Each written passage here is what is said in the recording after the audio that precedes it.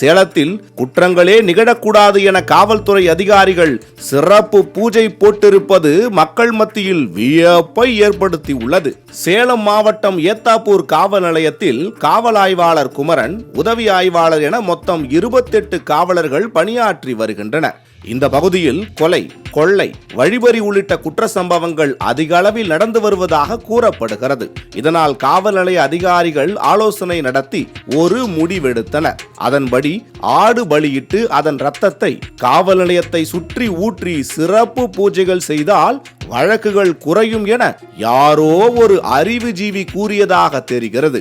இந்த நிலையில் நவம்பர் 27ஆம் தேதியன்று காலையில் பூசணிக்காய், எலுமிச்சை பழம் ஆகியவற்றை வெட்டி அதில் குங்குமம் தடவி காவல் நிலையத்தின் 4 மூலையிலும் வைக்கப்பட்டது. மேலும் ஆடு பலியிட்டு அதன் இரத்தத்தை காவல் நிலைய நுழைவு வாயிலில் ஊற்றி மனமுருகி வேண்டி உள்ளனர் போலீசார்.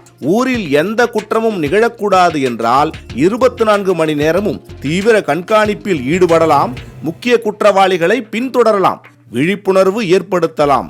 ஆனால் மூட நம்பிக்கை முற்றிப்போய் ஆடு பலியிட்டு வேண்டுவது காவல்துறைக்கு அழகா என கேட்கின்றனர் சேலம் மாவட்ட மக்கள்.